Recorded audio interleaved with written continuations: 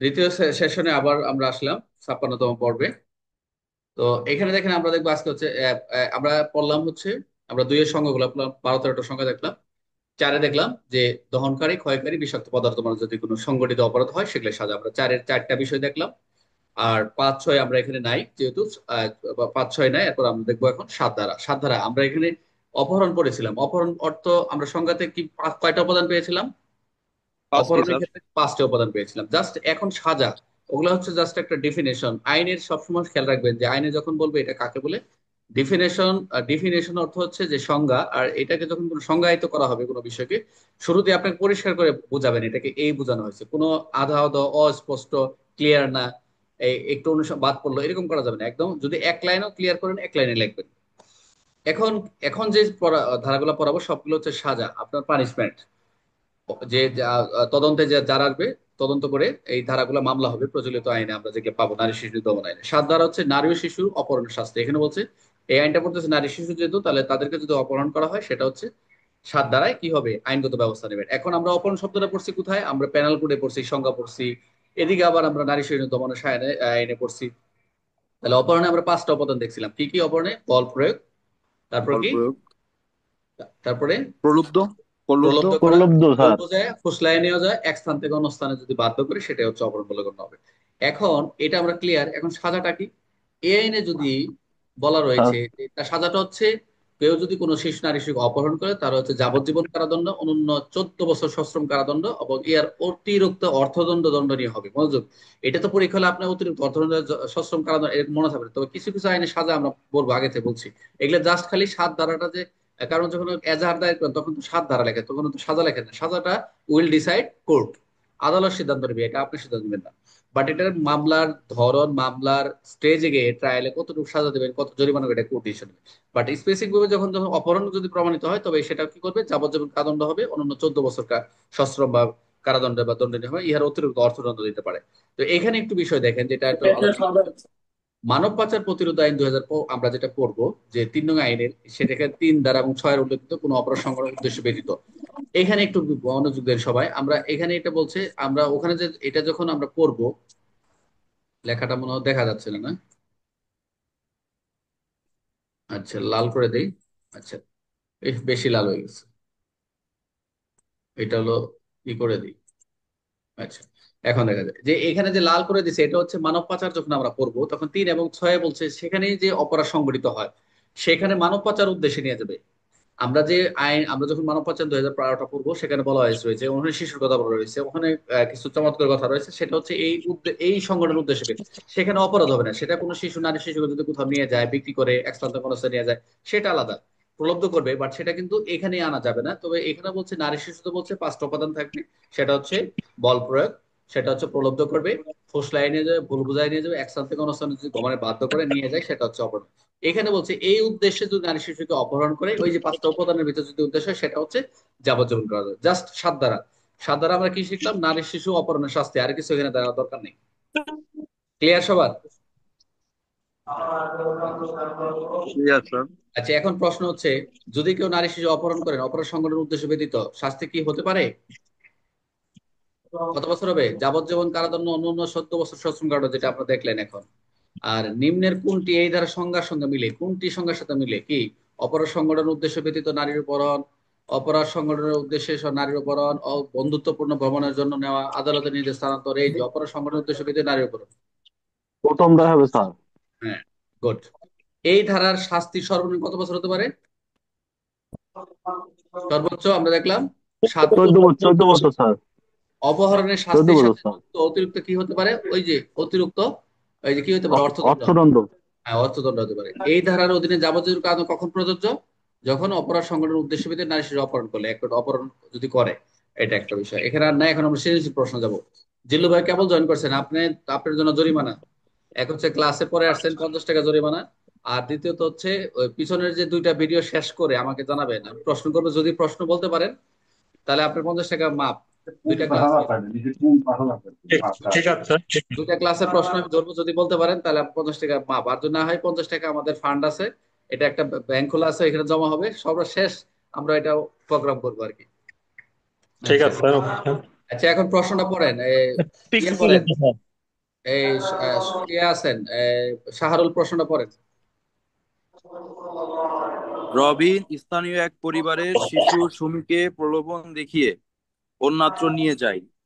পরে জানা যায় সে সুমিকে বিক্রির উদ্দেশ্যে নয়, বরং নিজের ব্যক্তিগত কাজে সাহায্য নেওয়ার জন্য অপহরণ করছিল। আচ্ছা। উপরে হ্যাঁ, উপরের ঘটনাটি কোন অপরাধের অন্তর্ভুক্ত? গুড। তারপরে নারী ও তারপরে শিশু নির্যাতন দমন আইন 2000 অনুযায়ী এই অপরাধের শাস্তি কি? তাহলে আপনি উত্তর দেন। বলতে এই জি কথা স্যার। কে, তাহলে উত্তর আপনি দেন। কে কথা বলে? তাহলে প্রথম হচ্ছে এই দেখেন, এখন কিন্তু প্রশ্ন এইভাবে আসে, পরীক্ষা কিন্তু এইভাবে ঘুরে স্যার আসবে। মিউট করে দেন তো, কথা আসে স্যার। ভাই, বলছে যার একটু সমস্যা একটু মিউট করে থাকেন। ইমরান, মানব পাচার আইন পড়ানো হচ্ছে? না না না, কে বলছে মানব পাচার পড়ানো হচ্ছে না ভাই? আমরা হচ্ছে শিশু আইন পড়তেছি, মানব পাচার পড়বো কেন? আমরা শিশু আইনে আছি, মানব পাচারের সাথে একটা কানেক্টেড আছে, এই জন্য আমরা এই সেকশনটা দেখছি, এখন দেখবো না। মানব পাচার এখন কিছু আলোচনা হচ্ছে।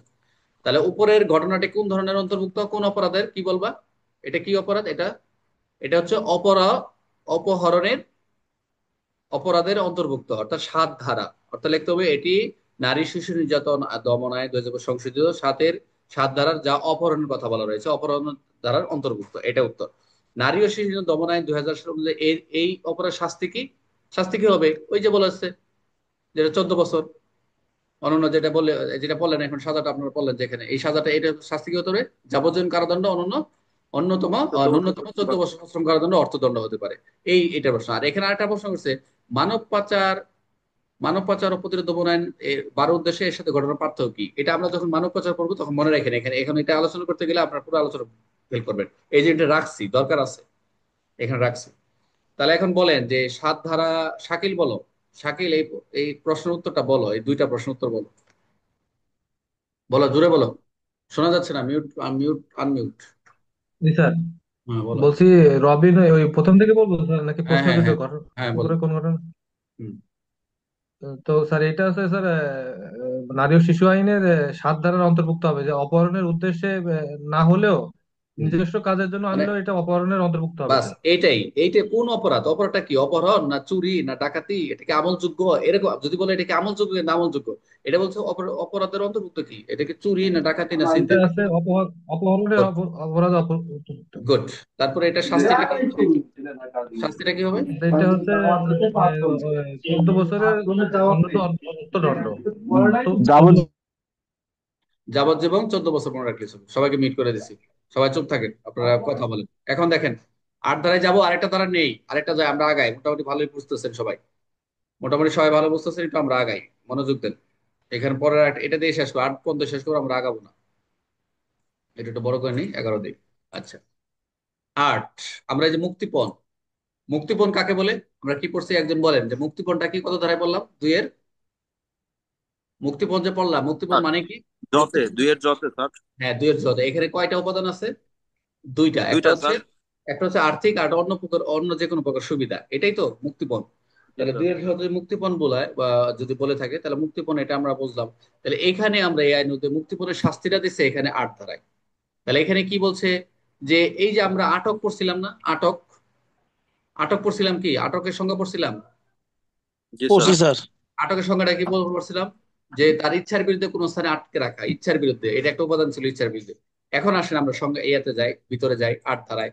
যদি কোনো ব্যক্তি মুক্তিপণের আদর্শে কোনো নারী শিশুকে আটক করেন, ক্লিয়ার, তাহলে মুক্তিপণ হিসেবে গণ্য হচ্ছে, এবং ওই ওই ওই ব্যক্তি যাবজ্জীবন সশ্রম কারাদণ্ড, ইহার অতিরিক্ত অর্থদণ্ড, জাস্ট হচ্ছে মৃত্যুদণ্ডে, বা ওই ব্যক্তি মৃত্যুদণ্ডে বা যাবজ্জীবন সশ্রম কারাদণ্ডে হবেন, এবং ইহার অতিরিক্ত অর্থদণ্ড। এগুলো এই দণ্ডমণ্ড আপনাদের দরকার নেই, তবে এটা লিখবেন যে মুক্তিপণ আদায়ের শাস্তি হচ্ছে 8 ধারা। কি করবে, যে কোনো মুক্তিপণ আদালতে কোনো নারী শিশুকে আটক করেন। তাহলে দেখেন এখানে কিন্তু মুক্তিপণ দেখলেন 2-এর ঝ, এবং আমরা আটকেও আমরা দেখলাম, আটকটা হচ্ছে কোনো ইচ্ছার বিরুদ্ধে। তাহলে কি তাকে ধরে নিয়ে কি করলো, তাকে ইচ্ছার বিরুদ্ধে এক জায়গায় নিয়ে আটক করছে, পরে তাকে কোনো আপনার তার পিতা মাতা, গার্ডিয়ান বা লিগেল গার্ডিয়ান যেটাই হোক না কেন, আত্মীয় স্বজনকে ফোন দিছে যে টাকা পয়সা না দিলে তাকে কি করে মেরে ফেলবে। ঠিক আছে? তাহলে আমরা রিপিট করি, আমরা 2-এ অনেকগুলো সংজ্ঞা পড়লাম। 2-এ সংজ্ঞা পড়েছে, 3-এ হচ্ছে আইনের প্রাধান্য, 4-এ আমরা কি কি করলাম, দহনকারী ক্ষয়কারী বিষাক্ত পদার্থের মাধ্যমে যে সংগঠিত অপরাধ হয়, 5 নাই, 6 নাই, 7-এ বললাম অপহরণ, 8 হচ্ছে মুক্তিপণ আদায়। এখন সৃজনশীল প্রশ্ন পড়বে হচ্ছে জিল্লু।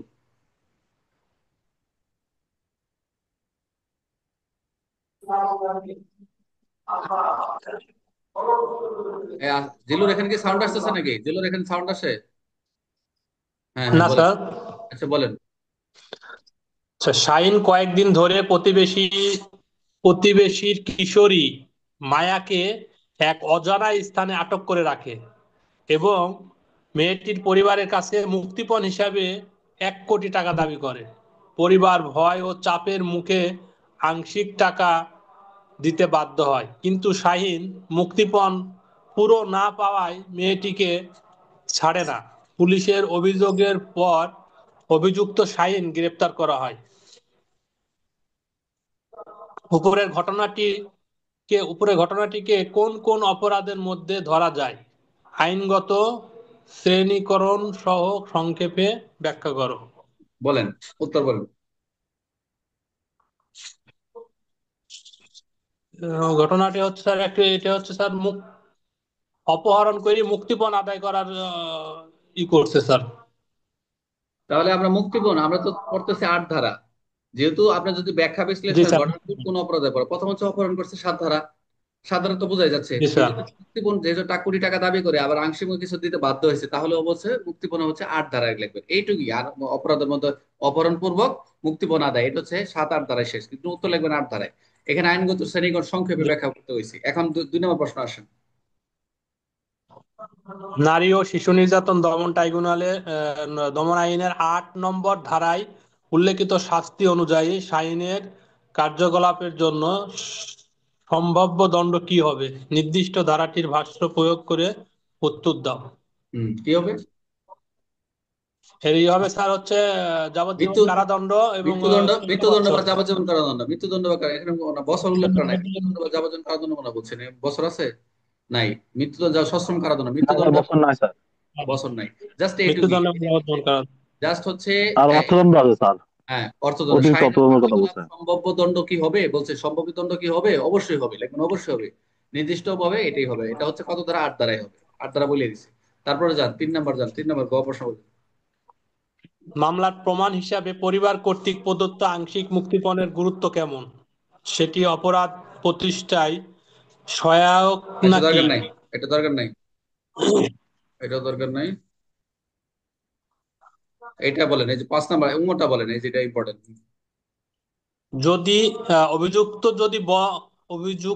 যদি বলে হ্যাঁ। মুক্তিপণ আদায়ের উদ্দেশ্য ছিল না, হুম। বরং তাকে অল্প দিনের জন্য আটক রাখা হয়েছিল, এ ধরনের প্রতিরোধ কতটা কার্যকর হতে পারে? প্রাসঙ্গিক যুক্তি ও সীমাবদ্ধতা উল্লেখ করো। ভেরি ভেরি ইম্পর্টেন্ট এটা। বুঝতে পারছেন যে অভিযুক্ত, অভিযুক্ত যদি বলে, অভিযুক্ত, অভিযুক্ত কে, যে যে আসামি বলে মুক্তি না দেয়, তাকে মুক্তিপণ জি, করে নেয়নি, তাকে অল্প আটক রাখছে, এই আটক রাখাটাই তো একটা অপরাধ। তার কথা অপরাধ। জি গ্রহণযোগ্য স্যার। হবে? তার যে ডিফেন্সটা কি কার্যকর হতে পারে? না স্যার। তাহলে ডাইরেক্ট লিখবেন, উত্তর লিখবেন, অভিযুক্ত মুক্তিপণ আদায়ের উদ্দেশ্য ছিল না বরং অল্প আটক রাখা হয়েছে, এই বিধান তার যুক্তি অকার্যকর, এবং এই 8 ধারায় অকার্যকর। এবং 7 ধারা। এবং তার এই সাজা হবে। এই পার্শ্ব যুক্তি সীমাবদ্ধ উল্লেখ করে দেবেন, শেষ। মানে ঘুরে ফিরে একই কথা, বাট ভাষাগত একটু চেঞ্জ হবে। শাকিল বলো, একটু উত্তরটা বলো। শাকিল বলো। স্যার এই সবাই মিউট হন, অভিযুক্ত একটু সুযোগ দিলে সবাই স্যার দোকানপাট খুলে বসে থাকে। অভিযুক্ত যদি বলে আবার বলো, আবার বলো শাকিল, আবার বলো, এরপর শাহরুল রেডি থাকো, এরপর সোয়েব রেডি থাকবো, সোয়েব। হ্যাঁ বলো, এটা এটা বলো, এটা উত্তরটা বলো। এ, ইয়ে বলো, এই যে কি নাম, তারপর নাজুল বলবা। এই শাকিল বলো, শোনা যাচ্ছে না শাকিল। স্যার বলছি, স্যার প্রথম থেকে বলছি স্যার। হ্যাঁ বলো। অভিযুক্ত যদি বলে মুক্তিপণ আদায়ের উদ্দেশ্য ছিল না বরং তাকে অল্প দিনের জন্য আটক রাখা হয়েছিল, এ ধরনের প্রতিরোধ কতটা কার্যকর হতে পারে? প্রাসঙ্গিক যুক্তি ও সীমাবদ্ধতা উল্লেখ করো। গুড। স্যার এটা প্রথমত আছে ধারা বলো। প্রথম হচ্ছে সে যে ডিফেন্সটা নিল, স্যার 8 ধারা।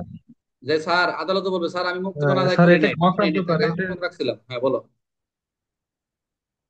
স্যার তার এই ডিফেন্সটা অকার্যকর হিসেবে গণ্য হবে স্যার, এবং বাস। তাকে 8 ধারায় শাস্তি প্রদান করা হবে স্যার, এই আট ধারা আইনে। আইনের আওতায় আসবে, এক কথাই, তাই না? এটা আচ্ছা, তারপরে নাজমুল বলো তো, একটু ভাষাগত দেখি কেমন পারো। নাজমুল বলো তো কি আসে আর কি। স্যার ওই একই, স্যার একই, এই ওইটাই স্যার উমর, বলবো যেটা বলছো ওইটাই। এটা হ্যাঁ, এটা একটু জানতে চাচ্ছি, এটা ইম্পর্টেন্ট তো। অভিযুক্ত যদি অভিযুক্ত যদি বলে যে মুক্তিপণ আদায়ের উদ্দেশ্য ছিল না বরং তাকে অল্প দিনের জন্য আটক রাখা হয়েছিল, এই ধরনের প্রতিরোধ কতটা কার্যকর হতে পারে? প্রাসঙ্গিক যুক্তি ও সীমাবদ্ধতা উল্লেখ করো। স্যার এখানে, কারণ সে হচ্ছে আটক করছে, আটক করে মুক্তিপণের দাবি করছে। মুক্তিপণ দাবি করা মানে স্যার এখানে এখানে পরবর্তীতে ভয়ভীতি বা পুলিশের কাছে ধরা পড়ছে, এই কারণে স্যার এখানে সে পাল্টে নিছে স্যার। যার কারণে এখানে আপনার হচ্ছে আটধারাই আসবে স্যার। গুড। আচ্ছা, গুড। মূল আর মূল হচ্ছে কথা হচ্ছে এ এখানে আসলে আটধারাই আসবে স্যার। শাহরুল এবং কই? শাহরুল বল। শাহরুল আসো তো। শাহরুল বলছো নাকি? শাহরুল কই? শাহরুল। আচ্ছা, শোয়েব। শোয়েব কই? পারবিন কই? পারবিন, পারবিন আপু।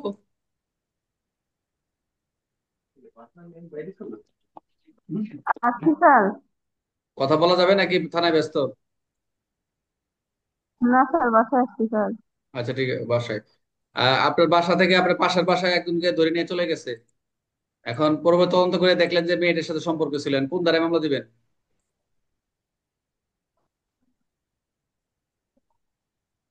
বুঝতে পারছেন? স্যার আরেকবার স্যার। বলছি, আপনি যে বাসায় আছেন তার পাশের ফ্ল্যাটে একটা মেয়ে আছে, একটা ছেলের সাথে সম্পর্ক করে চলে গেছে, কিন্তু আপনি তদন্তকারী কর্মকর্তা তদন্ত করে দেখলেন যে যে মেয়েটি ইচ্ছা করে তার সাথে চলে গেছে। এখন ছেলের ছেলের বাবা আসছে তার থানায় মামলা নেওয়ার জন্য, কোন ধারায় মামলা নেবেন? স্যার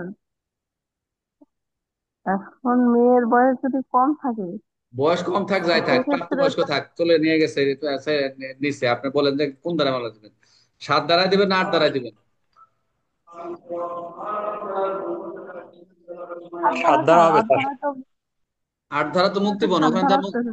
হ্যাঁ, 7 ধারায় মামলা দিবি। আর যদি ওই মেয়ে যদি ওখানে যায়, ওই ছেলে যদি ধরে নিয়ে যায়, ওই ছেলে যদি ধরে নিয়ে যায় বলে, ওখানে ওই মেয়ে যদি বলে এই ছেলেকে, "এই, তুই তোর মারে বল 1 কোটি টাকা পাঠা বা 10,000 টাকা পাঠা বিকাশে", তাহলে কোন ধারায় মামলা নিবেন? তাহলে হাত ধরা আসতেছে। Good, very good. কিন্তু মুক্তিপণ চাইছে। হ্যাঁ, গুড। এটি যাবে। আর শোয়েব কই? শোয়েব, শোয়েব কোথায়? শোয়েব কই? শোয়েব। মঞ্জুরুল। মঞ্জুরুল কোথায়? মঞ্জুরুল।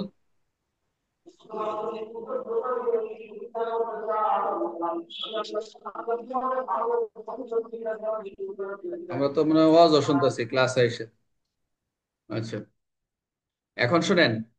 মোটামুটি আমার মনে হয় এর বেশি আগাইলে আমরা আবার কালকে তো এখন তো আপনারা অপহরণ করলেন, আটক করলেন, মুক্তিপণ চাইলেন, অপহরণ সবই করলেন, সংখ্যাগত বললেন। আর কালকে তো ইনশাল্লাহ যে ধারা আছে এই ধারা তো ইনশাল্লাহ মাস্ক লাগাইতে হবে মনে হচ্ছে।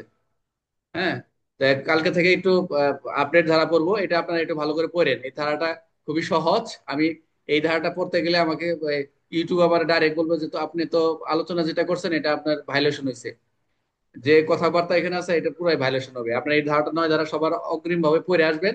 আমি আমার অন্য আঙ্গিকে এই ভাষাগুলো ইউজ করব না। হ্যাঁ, এই দোকানপাটের উদাহরণ দিয়ে আমি শেষ করবো এই ধারাটা। তা আপনারা সবাই পড়বেন, রিকোয়েস্ট থাকলো। এই ধারাটা খুবই ইম্পর্টেন্ট। এখানে যেগুলো পরীক্ষার মতো আসে এবং খুবই 3-4টা সেকশন আছে, খুবই আসে, এবং মামলা হচ্ছে, হাজার হাজার মামলা হচ্ছে প্রতিদিন। এবং খুবই ইম্পর্টেন্ট একটি ধারা 9-1, যেটা হচ্ছে পেনাল কোড 375 সাথে সম্পর্কিত। যেহেতু আমরা সবাই অ্যাডাল্ট, আমরা সবাই বুঝি, এখানে লজ্জার কোনো বিষয় না, আমাদের জানতে হবে। আমি আগেই বলছি যে ডাক্তার, মেডিকেল এবং পুলিশের কাছে যারা যদি লুকায় রাখে তাহলে আইনি সহায়তা সঠিকভাবে পাবেন না। যদি আপনার পেটে ফোড়া হয়েছে পাছায়, যদি বলেন যে কানে কুনুর নিচে হয়েছে, তাহলে ওষুধ দিবে কুনুর নিচে, পাছার ফোড়াটা আর পারবে না, পরে অ্যান্টিবায়োটিক খাওয়া লাগবে।